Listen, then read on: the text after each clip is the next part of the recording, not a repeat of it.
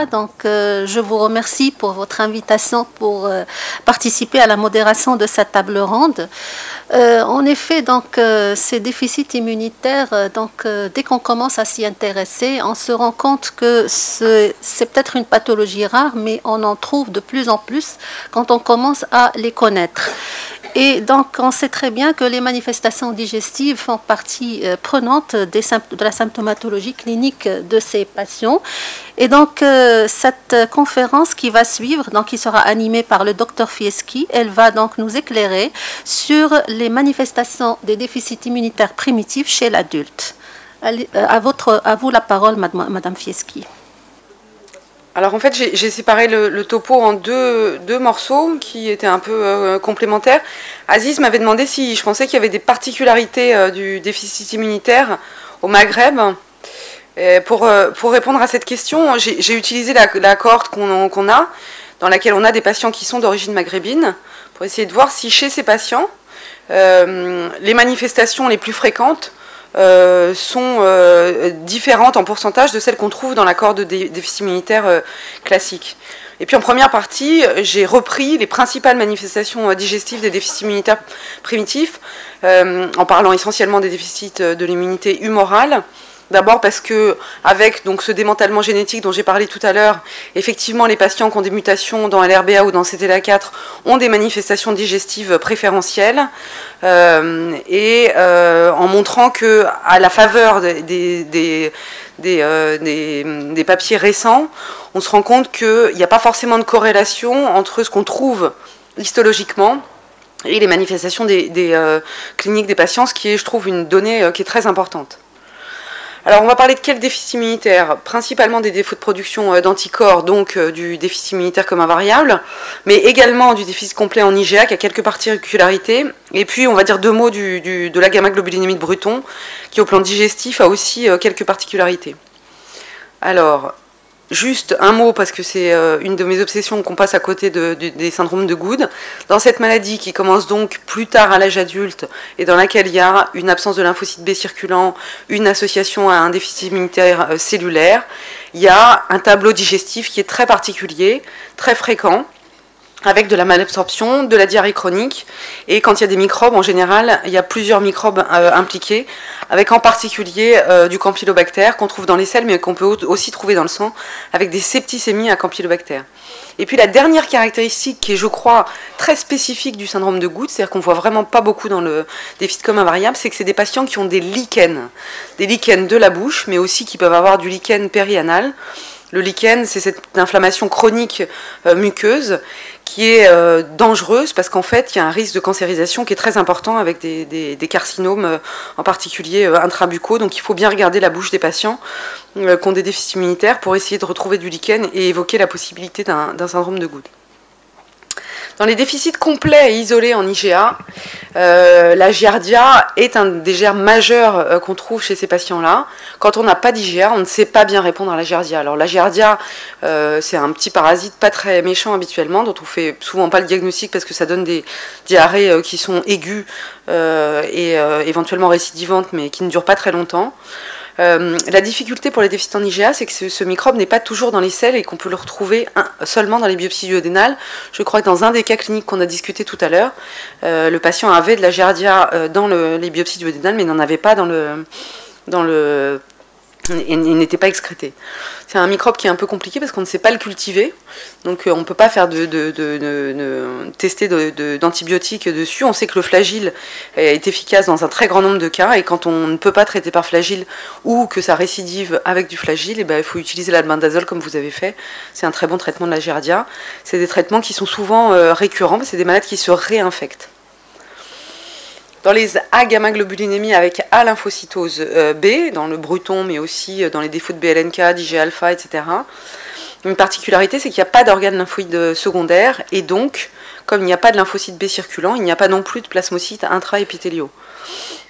La particularité de ces patients qui ont des A-gamma-globulinémies de Bruton, c'est qu'ils sont extrêmement vulnérables aux hélicobactères et à toutes les sortes d'hélicobactères. Alors, l'hélicobactère pylori, évidemment, qu'on peut trouver et qu'il faut éradiquer quand on en trouve. Mais il y a un autre germe de la même famille que l'hélicobactère qui est aussi flagellé, qui peut donner des atteintes cutanées avec là justement des tableaux qui peuvent ressembler à du pyoderma, qui sont des espèces d'ulcérations chroniques des membres inférieurs et qu'il faut absolument essayer d'identifier et traiter pendant en général plusieurs mois par antibiotiques pour que ce soit efficace.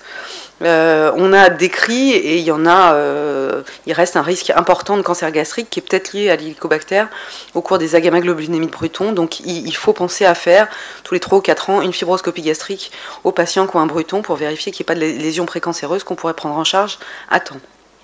Granulomatose septique chronique, je passe dessus parce que en fait, Nizar va faire tout un chapitre dessus.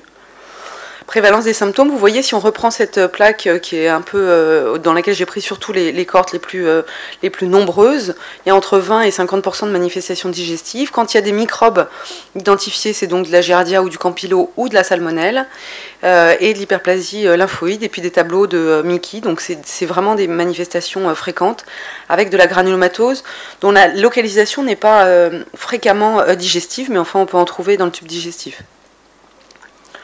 Alors, à l'occasion de quelle manifestation digestive il faut se poser la question de la possibilité d'un déficit immunitaire comme invariable? La malabsorption, donc c'est ce qu'on a vu tout à l'heure comme tableau, avec de l'anémie et puis des carences vitaminiques multiples, de la dénutrition avec éventuellement des tableaux d'entéropathie exudative, des diarrhées qui sont épisodiques ou chroniques, des douleurs abdominales, et puis de la phtose qui doit faire évoquer, on l'a dit, du Crohn, mais aussi des granulomatoses septiques chroniques. Dans les pathologies infectieuses qu'on peut retrouver dans le tube digestif de ces patients, il y a la giardia qu'on va un peu détailler avec le type de microbe, le campylobactère qui peut être embêtant parce que quand il passe dans le sang, ça donne des septicémies qui sont parfois pratiquement asymptomatiques avec une fièvre qui n'est pas très élevée, mais des patients qui ont beaucoup de mal à se débarrasser de ce microbe-là. Et ça, c'est assez caractéristique des patients qui n'ont pas de lymphocyte B, que ce soit des brutons ou des DICV sans lymphocyte B. Des salmonelloses non typhiques, et je sais qu'il y en a beaucoup au Maghreb, donc ça reste un des microbes qui menacent les patients qui ont un déficit immunitaire comme invariable. Et puis on va voir que pour les virus c'est difficile parce que la mise en cause de ces virus dans la pathologie digestive est souvent assez difficile. Alors là, giardia, vous le voyez, ce petit parasite intracellulaire flagellé qu'on voit en haut à gauche, qui est principalement dans les pays tropicaux, qui peut être éradiqué par du filtrage de l'eau et des aliments bien cuits. Elle a un tropisme épithélial avec une excrétion qui n'est donc que de 50%. Donc il faut se rappeler qu'il faut biopsier ces patients et faire une endoscopie quand on n'arrive pas à faire le diagnostic. Donc c'est une des indications de fibroscopie, c'est pour faire des biopsies digestives. C'est-à-dire que quand vous faites une endoscopie digestive aux patients qui ont un défaut de production d'anticorps, il faut systématiquement faire des biopsies, le plus possible, des biopsies étagées de l'estomac, parce qu'il peut y avoir de l'atrophie fondique, etc., mais aussi du duodénum, et puis quand on fait la coloscopie, du côlon étagé, et si on peut, il faut cathétériser la valvule de Bowen pour essayer d'aller dans l'iléon, parce qu'il y a souvent quand il y a des ulcérations Crohn-like, elles sont souvent à cet endroit-là. Le traitement, donc on l'a dit, c'est essentiellement le flagyl. Il ne faut pas hésiter à mettre 15 jours ou 3 semaines de flagyl, même si ça dépasse un peu. C'est des patients qui, comme ils n'ont pas de déficit de défense immunitaire locale, ont quand même beaucoup de mal à se débarrasser de ces microbes, donc il faut leur donner ce qu'il faut pour s'en débarrasser. Et puis quand on a l'impression que le métronidazole n'est pas assez efficace, il faut faire un traitement supplémentaire avec du Zintel. Alors le campylobactère, c'est un bacille gram négatif qui est spiralé, qui donne de la diarrhée chronique, mais qui peut être aussi complètement asymptomatique, on va le voir dans les descriptions un peu plus loin. Ça donne des septicémies et c'est très embêtant quand il y a un cathéter qui a dû être posé pour les perfusions d'immunoglobulines. C'est des maladies qui sont fréquemment récidivantes, essentiellement donc chez les patients qui n'ont pas de lymphocyte B. Et l'hélicobactère pylori que vous voyez ici bien mis en évidence sur une biopsie gastrique, c'est un petit bacille gram négatif spiralé aussi. On se contamine avec l'hélicobactère dans l'enfance, donc c'est des contaminations qui sont très précoces, Ça donne des infections locales ou des ulcères cutanés, comme on l'a dit, ou des ulcères duodénaux, mais aussi dans la gamma-globulinémie, des ulcères cutanés chroniques, et dont le diagnostic est difficile. Parfois, il faut faire des biopsies avec des PCR pour essayer de rechercher directement l'hélicobactère par PCR. Donc, devant un ulcère chez un patient qui a une A-gamma, une A-lymphocytose B, quelle que soit l'étiologie de la lymphocytose B, il faut penser à la possibilité que ce soit de l'hélicobactère et qu'il y ait besoin de donner des antibiotiques prolongés et à forte dose. Alors le cytomégalovirus, c'est un problème épineux, on en a un peu parlé déjà tout à l'heure. C'est donc ce virus qui est extrêmement répandu. Je pense qu'au Maroc, c'est un peu plus fréquent, mais en France, il y a 40% de la population qui est séropositive à 40 ans. Donc c'est beaucoup moins fréquent que le BV. Je pense qu'il y en a un petit peu plus au Maroc parce qu'il y a des contaminations entre enfants qui doivent être relativement précoces. Les chérologies chez un patient qui est substitué en immunoglobulines sont très difficilement interprétables puisque, comme je vous l'ai dit, on mesure les immunoglobulines qu'on donne aux patients. Donc quand le patient est substitué, il ne faut pas faire de sérologie CMV. Vous perdez de l'argent et ça ne vous donnera pas ça ne pourra pas vous donner d'informations fiables. Et les PCR sanguines ne sont pas toujours informatibles, surtout comme on l'a vu tout à l'heure, chez ce patient qui avait des grandes ulcérations, chez lesquelles il n'y avait pas d'effet cytopathogène lié au CMV. Donc avoir une PCR sanguine avec du CMV, ça ne veut pas forcément dire que le tube digestif est malade à cause du CMV. Il faut mettre en évidence l'effet cytopathogène plutôt que de mettre en évidence le virus lui-même. Ça donne des ulcérations gréliques et quand il y a des symptômes, une dénutrition, une altération de l'état général. Et donc l'histologie est caractéristique. Le traitement doit être par voie intraveineuse quand on peut, parce qu'on sait que c'est des malades qui ont souvent de la malabsorption et qu'une des préoccupations, comme on n'a pas énormément de traitement contre le CMV, c'est l'acquisition de souches résistantes au Simévan ou au Rovalcide. Donc il faut absolument les traiter par voie intraveineuse, à forte dose, à dose curative, associée à de la nutrition parentérale pour améliorer leur état général. Et il ne faut pas donner, pour l'instant, parce qu'on n'a pas beaucoup de recul, de traitement préventif, parce qu'il y a un risque important d'acquisition de résistance. Alors dans les manifestations digestives qui ne sont pas directement infectieuses, on va parler des ulcérations, de l'atrophie, et puis on va voir qu'il y a des infiltrations particulières avec une augmentation des lymphocytes intraépithéliaux. Et puis il y a de l'atrophie villositaire, dont on va voir qu'il y a des arguments pour faire le diagnostic différentiel avec la maladie cœliaque. Et en particulier quand il y a de l'atrophie villositaire qui est patchy, c'est-à-dire qu'il y a des endroits où il y a de l'atrophie villositaire et des endroits où il n'y en a pas, il faut évoquer la possibilité que ça ne soit pas une maladie cœliaque. Quand vous avez une maladie cœliaque, l'atrophie villositaire, elle est diffuse, c'est-à-dire qu'il n'y a pas d'endroit où il n'y a pas d'atrophie villositaire. Dans le déficit immunitaire comme invariable, si vous faites plusieurs biopsies et que sur une des biopsies, il n'y a pas d'atrophie, c'est un argument fort pour penser qu'il ne s'agit pas d'une maladie cœliaque. Alors l'hyperplasie lymphoïde, c'est une des manifestations les plus fréquentes du déficit immunitaire comme invariable.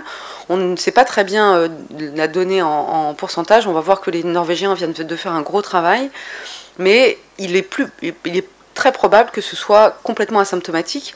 En fait, vous le voyez, c'est ces petites surélévations de la muqueuse qui correspondent un peu à de l'hyperplasie folliculaire dans les plaques de Peyer. C'est un peu comme si vous aviez des gros ganglions dans la muqueuse du tube digestif. Parfois, elles sont très atypiques, c'est-à-dire que quand on fait des biopsies, on trouve qu'au lieu d'avoir de l'hyperplasie folliculaire comme on attendrait, il y a des couronnes du manteau qui ne sont pas tout à fait habituelles, elles sont plus diffuses qu'habituellement, elles peuvent aller jusqu'au côlon, et ça, c'est des arguments pour penser que c'est en rapport avec le déficit immunitaire comme invariable, mais les gastro-entérologues nous disent que quand ils font une fibroscopie pour un patient, pour contrôler un ulcère chez un patient qui n'a pas de déficit immunitaire, ils peuvent trouver de l'hyperplasie lymphoïde et que pour autant, ça n'a pas forcément de valeur pathologique. Alors la gastrite atrophique, c'est un des problèmes majeurs du tube digestif dans le déficit immunitaire comme invariable. Ça ressemble à une maladie de Birmer.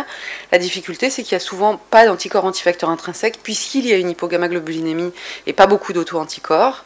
Mais il y a une anémie macrocytaire, attention, qui peut commencer par une carence en fer. Donc, quand il y a une carence en fer qui n'est pas expliquée par un saignement, il faut penser à la possibilité d'une gastrite atrophique. Il faut faire une fibroscopie à ces patients et il faut faire des biopsies pour chercher la gastrite fondique, l'atrophie fondique caractéristique du Birmer. La carence en vitamine B12, elle est souvent un peu secondaire, c'est-à-dire qu'on a un certain nombre de patients qui ont commencé par une carence martiale pendant plusieurs années et qui secondairement ont développé une carence en vitamine B12. Alors, ça justifie évidemment d'une surveillance très importante parce que c'est des patients qui risquent de développer des cancers gastriques sur ces lésions, en particulier sur les lésions de métaplasie intestinale qui en découlent. Donc, c'est des patients qu'il faut très bien surveiller. Le cancer au cours du DICV, c'est une mauvaise maladie, on a beaucoup de mal à le traiter. Et quand le cancer de l'estomac est sorti de la muqueuse et de la sous-muqueuse, c'est un pronostic qui est très, très mauvais. Alors venons-en à l'atrophie villositaire. Donc c'est des tableaux qui ressemblent à de la maladie cœliaque avec de la carence martiale, de la diarrhée chronique, de la malabsorption et des douleurs abdominales. Est-ce qu'il y a des corrélations anatomocliniques? Donc ça c'est un papier que j'ai trouvé très important, qui est très récent, là, qui date de l'automne 2016, qui a été fait par des Norvégiens. Qui, vous allez voir, ont utilisé une méthodologie que je trouve intéressante.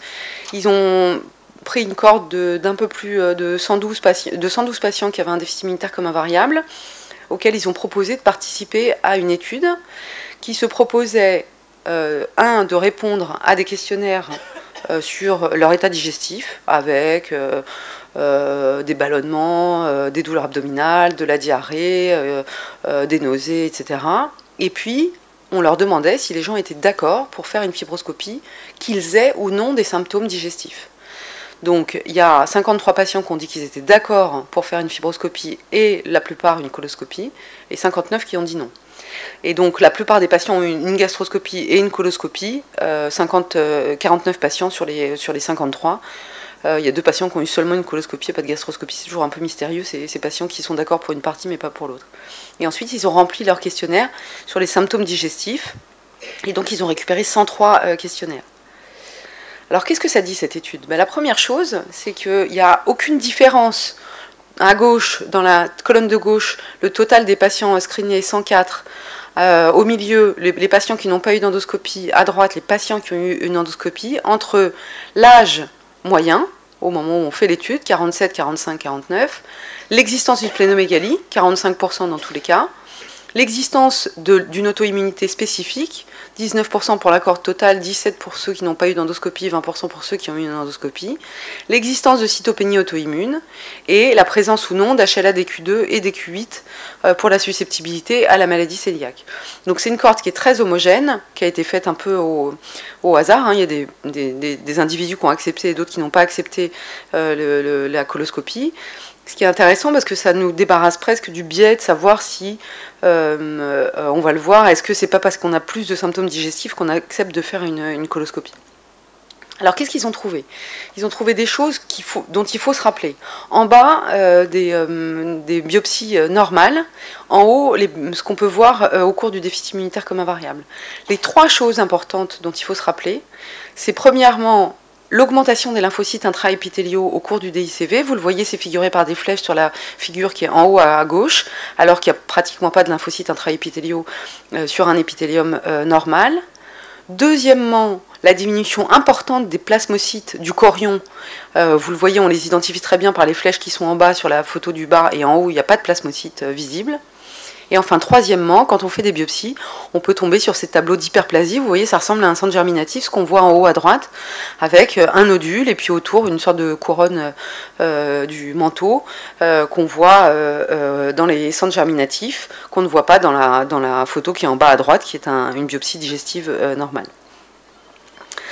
Est-ce que c'est corrélé aux symptômes? Eh bien, la réponse est plutôt non, c'est-à-dire que c'est pas parce qu'on a des anomalies histologiques qu'on a plus de symptômes. Et la deuxième chose importante, c'est que c'est plutôt corrélé au phénotype biologique des patients. On l'a déjà dit tout à l'heure, quand on a un bruton, il n'y a pas de lymphocytes, de plasmocytes intra-épithéliaux ou dans le chorion visibles. Et chez ces patients-là, ceux qui ont une diminution importante des plasmocytes dans le chorion, c'est les patients qui ont une diminution importante des cellules B mémoire switchées et une augmentation des CD21-LO. Donc en fait, cette absence de lymphocytes ou cette diminution importante des plasmocytes qu'on voit en histologie dans le duodénum normal est complètement corrélée avec la diminution des cellules B mémoire, et en général corrélée aussi aux marqueurs inflammatoires qu'ils ont utilisés, qui étaient le CD25 soluble, le CD14 soluble, etc. Et puis dans l'hyperplasie lymphoïde qu'on a vu tout à l'heure, qui ressemble donc à ces centres germinatifs qui sont dans le chorion, ce qu'on peut vérifier, c'est que chez les patients qui ont de l'hyperplasie lymphoïde dans le tube digestif, il y a le plus souvent une augmentation des lymphocytes B totaux. Et chez aucun des patients, il y a de symptômes gastro-intestinaux qui sont corrélés avec ces anomalies histologiques qu'on voit. Chez les patients qui ont une augmentation des lymphocytes intra-épithéliaux, il n'y a pas toujours de corrélation et pas toujours de signes cliniques. Donc, un des messages importants, c'est que la diminution des plasmocytes est parallèle à la diminution à ce qui se passe dans le sang. Un autre message important, c'est que l'augmentation des lymphocytes intra-épithéliaux ne permet pas de rendre compte des symptômes des patients. Et on va voir que ce n'est pas forcément lié à une... et ça n'est pas forcément lié à une atrophie villositaire, puisque vous avez vu dans la plaque précédente, en fait, on voit très bien que les lymphocytes à gauche et intra-épithéliaux sont augmentés, mais il n'y a pour autant pas du tout d'atrophie villositaire sur la biopsie qu'on voit. Alors ça, c'est une plaque qui est un peu difficile à lire, mais qui est intéressante. En fait, ils ont essayé de chercher s'il y avait des profils cytokiniques particuliers chez les patients qui avaient de l'atrophie villositaire, en les comparant à des patients qui avaient une maladie cœliaque et en les comparant à des contrôles. Et donc, en fait, ils ont pris des biopsies digestives, et ces biopsies digestives, ils ont fait de l'ARN et regardé par PCR quantitative un certain nombre de cytokines importantes. Et ce que vous voyez, c'est que toutes les maladies cœliaques qui sont figurées en rouge sont en bas à droite. Tous les patients qui ont un déficit immunitaire commun variable en bleu, sans augmentation des lymphocytes intra-épithéliaux, sont en haut à droite. Et les patients qui ont un déficit immunitaire commun variable avec une augmentation des lymphocytes intra-épithéliaux sont aussi en haut à droite, tandis que les contrôles sont plutôt répartis vers la gauche. C'est-à-dire que le fait d'avoir des lymphocytes intra-épithéliaux dans les biopsies digestives ne modifie pas le profil cytokinique de ces patients-là.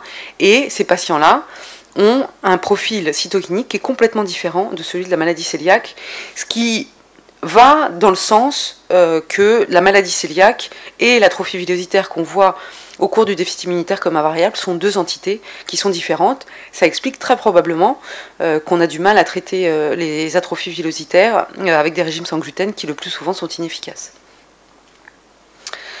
Alors ils se sont aussi intéressés, c'est une étude qui est assez complète, aux microbes qu'on trouvait soit dans les biopsies, soit dans les selles directement. Alors ils ont trouvé très peu de microbes, alors c'est peut-être parce que c'est en Norvège et que l'environnement microbien n'est pas tout à fait le même qu'en France ou qu'au Maghreb. Il y a un patient chez lequel il y avait du Clostridium difficile en PCR qu'on n'a pas trouvé dans les selles, un patient qui avait du Campylobacter en PCR qui n'était pas excrété dans les selles, et un patient qui avait une cryptosporidiose qui lui était symptomatique avec une diarrhée chronique liquidienne. Chez les patients, pour la recherche d'hélicobactères, il y avait 3 des 50 tests qui étaient positifs en PCR et qui n'ont pas été identifiés sur les biopsies histologiques.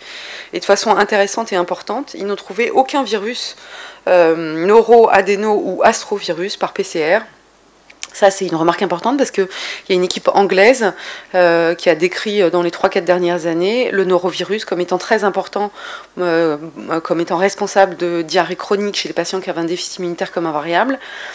Ils ont même fait Kumar, je pense que tu le connais, Aziz Kumararatne, qui travaille en Angleterre depuis de nombreuses années, et qui propose maintenant, chez les patients chez lesquels on trouve du norovirus, de donner des immunoglobulines par voie orale, en disant que ça éradique le norovirus de façon extrêmement efficace. La difficulté, c'est qu'à part cette équipe-là, nous, en tout cas dans l'expérience qu'on en a, on peut trouver du norovirus en l'absence complète de diarrhée, et on peut ne pas en trouver chez un patient. J'ai l'impression qu'il y a une excrétion qui est assez variable, et je ne suis pas sûre que seul ce norovirus puisse expliquer la diarrhée chronique des patients qui ont des déficits immunitaires comme invariables. Il y avait un patient qui avait du rotavirus et qui était symptomatique.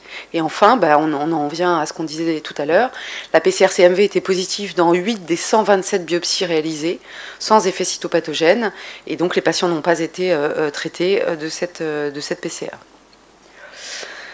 Alors, est-ce qu'il faut traiter l'atrophie villositaire et si oui, qu'est-ce qu'on peut faire pour la traiter? Alors, les immunoglobulines polyvalentes, ça reste un traitement important parce qu'en général, c'est des malades qui en ont besoin pour des infections bactériennes autres. Quels sont les taux résiduels qu'il faut atteindre? Est-ce qu'il faut les mettre par voie sous-cutanée, par voie intraveineuse, par voie orale? Il n'y a pas beaucoup de réponses à toutes ces questions-là. Dans un papier de Georgia Malamud qui travaille à Georges Pompidou de 2010, le régime sans gluten était efficace chez 2 sur 12 patients. Donc c'est quand même assez peu.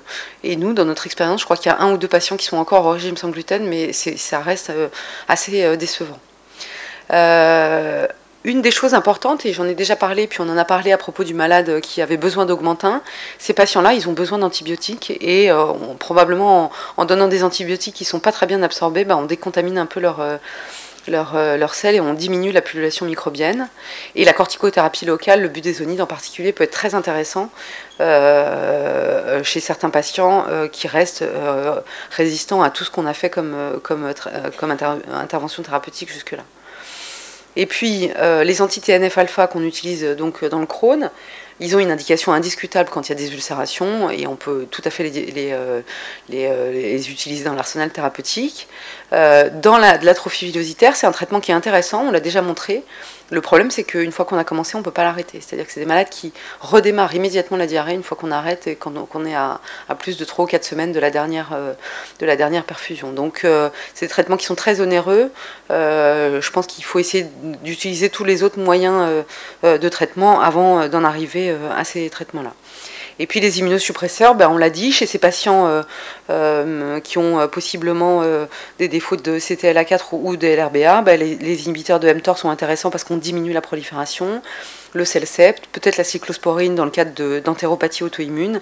Il faut essayer de se rapprocher de tableaux cliniques qu'on connaît hors du déficit immunitaire pour être le plus efficace possible. Et puis il faut se donner des limites, il faut dire on essaye 2 mois ce traitement-là. S'il n'y a aucune efficacité, il faut l'arrêter si il ne permet pas d'améliorer la symptomatologie clinique. Quelle atteinte digestive doit faire penser au DICV? Donc, premièrement, une atteinte infectieuse, Giardia, Campylose, Salmonelle, Helicobacter récidivant, etc. CMV plus difficile, norovirus discutable. De l'atrophie villositaire, surtout si le tableau histologique est atypique, si l'atrophie est patchy, s'il n'y a pas d'anticorps, s'il y a l'hypogammaglobulinémie, tout ça doit faire rediscuter d'un tableau de maladies cœliaques. Les maladies cœliaques, habituellement, elles sont typiques et le diagnostic ne pose pas vraiment de problème. Et puis, dans les maladies de Crohn et les MICI, on l'a dit tout à l'heure, quand il y a une hypogammaglobulinémie associée, il faut penser à la possibilité d'un déficit immunitaire qui se manifeste essentiellement par des signes digestifs. Ça peut être le cas pendant plusieurs années. Donc, devant un tableau digestif inflammatoire mal compris ou infectieux récidivant, il faut faire une électrophorèse des protides pour avoir l'albuminémie. Et si on peut, un dosage pondéral des immunoglobulines. Alors, dernière partie. Donc ça, vous allez voir, moi je trouve que c'est très important et intéressant comme message. Est-ce que les patients maghrébins ont un tableau de DICV particulier? Alors d'abord, je ne sais pas s'il y a des Algériens par ici, mais il y a une étude qui est sortie en 2014 par l'équipe d'Alger qui s'est intéressée, qui a voulu rapporter sa cohorte de déficit immunitaire comme invariable et qui, je trouve, est déjà très intéressante. Pas de prédominance. Il est là? Oui. Super. Merci.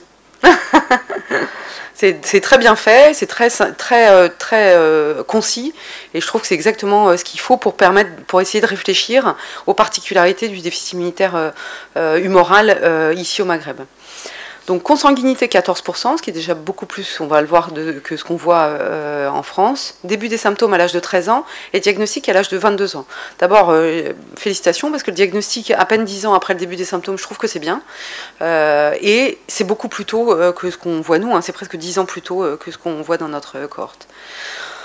La chose importante à retenir, et je pense que c'est très bien, mais il faut faire encore mieux, parce qu'on découvre le déficit immunitaire comme invariable, et dans un tiers des cas, il y a déjà une dilatation des bronches.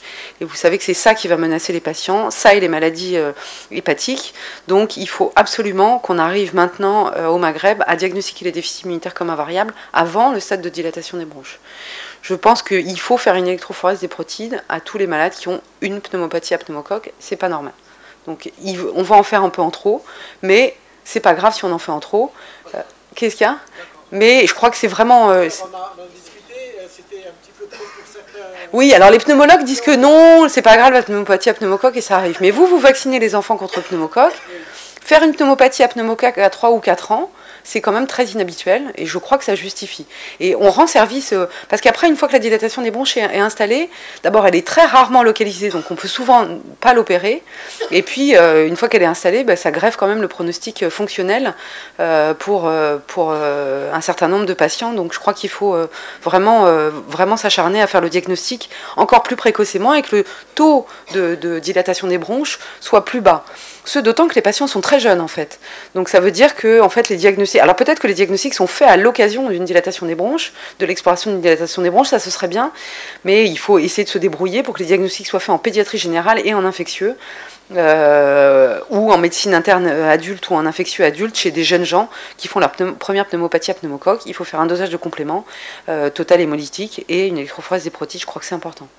Manifestation digestive, vous voyez, il y en a presque 30%, donc ça c'est aussi intéressant. Et il y a en revanche beaucoup moins de cytopénie auto-immune. Alors je ne sais pas très bien si tout le monde a été screené avec un test de Coombs. Non, c'était simplement symptomatique. Mais ça aussi, c'est intéressant de voir ça. Il y en a un peu moins que ce qu'on voit nous. Des maladies auto-immunes, de la splénomégalie, alors qui est peut-être un peu moins importante aussi, parce que les patients sont diagnostiqués plus tôt. Peut-être que la splénomégalie, elle apparaît au cours du temps dans le déficit immunitaire comme invariable. Deuxième caractéristique biologique que j'ai trouvée très intéressante. Bon, alors par définition, ils ont très peu d'IgG, très peu d'IgA dans la plupart, plus de 90% des cas, et très peu d'IgM dans 2 tiers des cas. Mais il y a des lymphocytes B à moins de 1%, donc très très très très bas, dans 20% des cas, ce qui est beaucoup. Et dans notre cohorte de DICV, nous on est à 10%, ce qui est déjà pas mal. Donc ça veut dire probablement qu'il y a des patients, alors soit qu'il y a des bretons qui sont cachés, donc on n'a pas diagnostiqué, soit que c'est une forme de déficit immunitaire qui est plus sévère. On l'a vu dans les défauts génétiques qui ont été récemment décrits, il y a souvent une aggravation progressive de la lymphopénie avec des patients qui perdent leur lymphocyte B au cours du temps.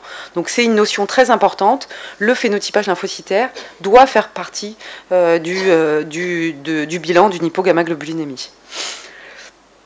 Alors dans la cohorte des filles, j'ai regardé les patients qui avaient soit un DICV, soit un déficit en IgA et sous-classe, parce que pour moi c'est pratiquement la même entité. La plupart de ces patients qui ont un déficit en IgA et sous-classe évoluent vers le déficit comme invariable, donc j'ai trouvé que c'était plus simple de les mettre ensemble. Il y a 42 patients qui sont originaires du Maghreb et 445 patients qui ne sont pas originaires du Maghreb. Alors il n'y a que très peu de plaques, mais vous allez voir, je trouve que c'est déjà absolument édifiant.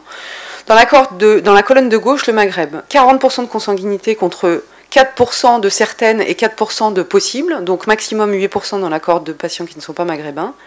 Maladie familiale plus fréquente dans la cohorte non maghrébine, mais c'est très probablement parce que chez les patients qui sont originaires du Maghreb, on n'a pas accès à toute la famille, donc c'est difficile de dépister, et les antécédents familiaux ne sont pas toujours bien connus. L'âge au premier symptôme est identique, et l'âge au diagnostic est identique, donc c'est un peu plus tard que votre cohorte de patients. Alors, c'est peut-être parce qu'on est moins bon, sûrement, mais c'est peut-être aussi parce que peut-être que l'environnement n'est pas le même, c'est aussi peut-être des jeunes adultes qui ont été moins en contact avec des micro-organismes et qui sont peut-être moins malades. Deuxième chose importante, on en parlait ce matin pour le Lockheed, il y a des infections opportunistes, beaucoup plus fréquentes dans le groupe Maghreb versus le groupe non-Maghreb, 21% contre 6%. Il y a des infections inhabituelles, 30% versus 21%, et les signes digestifs sont à peu près identiques. Il y a une grosse rate dans notre cohorte à nous, chez à peu près 2 tiers des patients, alors qu'elle est autour de 25% chez les patients qui ne sont pas originaires du Maghreb. Ça vient probablement du fait que nos malades sont un peu plus âgés que les vôtres, et que je pense que c'est un symptôme qu'on voit plus tardivement. Et puis nous, comme les maladies du foie nous obsèdent un peu, on cherche assez facilement par échographie des grosses rates. Il y a du granulome plus fréquemment, mais c'est peut-être lié au fait que, comme il y a une grosse rate, on s'acharne à faire des diagnostics histologiques. Donc peut-être qu'on fait plus de biopsies ganglionnaires, de biopsies hépatiques, etc. Et les patients sont substitués de façon à peu près identique dans les deux groupes. Alors attention, parce que ça, c'est la substitution au moment de l'inclusion dans la cohorte. Ça ne veut pas dire qu'il n'y a que 2 tiers de la cohorte qui est substituée, mais souvent, quand on a pu, on a essayé d'inclure les patients dans la cohorte au moment où on commençait la substitution. Donc en fait, maintenant, je pense dans la cohorte globale, on doit être entre 80 et 90% de patients substitués. Quelles sont les particularités immunologiques? Eh bien, la première chose, c'est qu'il n'y a pas de différence dans le chiffre de CD19, contrairement à ce que vous avez rapporté. En revanche, il y a une diminution très importante des B-mémoires switchés avec une augmentation importante à gauche là, des CD27, des cellules CD27 négatives qui sont naïves.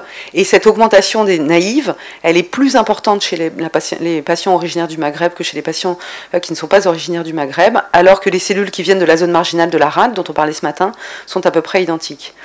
Il y a un défaut de cellules T naïves, 20% dans la série du Maghreb contre 35% dans la série dans les patients qui ne sont pas originaires du Maghreb. Et enfin, il y a une activation constitutive avec une hyper CD8 chez les patients qui viennent du Maghreb à 45% versus 30% chez les patients qui ne sont pas maghrébins. Et puis alors la dernière chose, c'est que quand on regarde la survie, en haut à gauche, les patients qui ne sont pas originaires du Maghreb, donc il y a 80% à 10 ans. Et puis en bas à droite, les patients qui sont originaires du Maghreb, il y a 55% à 10 ans. Donc il y a une survie qui est de moins bonne qualité. De quoi meurent ces patients? De cancer, d'infection, aspergillose, kaposie, infection pulmonaire, d'insuffisance respiratoire, donc le diagnostic de DBB est très important, d'insuffisance hépatocellulaire et de lymphome. Donc ça suggère évidemment très fortement la possibilité qu'il y ait des étiologies génétiques dans le groupe de patients qu'on a utilisé. D'ailleurs, il y a quelques patients qui ont déjà été identifiés. Donc les déficits immunitaires du Maghreb dans la cohorte DEFI, mais je crois en général, sont plus graves. Alors peut-être que jusqu'à maintenant ils étaient diagnostiqués un peu plus tard, mais ce n'est pas vrai pour la cohorte d'Algérie, donc je ne pense pas que ce soit la seule raison. Ils ont des phénotypes immunologiques qui sont plus sévère, avec une diminution des lymphocytes B mémoire switchée, avec une diminution des CD4 naïfs. Il s'accompagne d'infections opportunistes et inhabituelles, donc c'est des patients qui sont plus souvent dans le groupe de ces patients Lockheed dont on a parlé ce matin, et d'ailleurs dans le groupe de patients Lockheed il y avait plus de consanguinité, et cette consanguinité était essentiellement issue d'une population d'origine maghrébine, et ils sont associés à une plus forte mortalité, donc c'est là qu'il faut qu'on fasse le plus d'efforts pour améliorer à la fois la précocité du diagnostic et l'accompagnement thérapeutique. Voilà ce que je voulais vous dire pour le Maghreb et les manifestations digestives.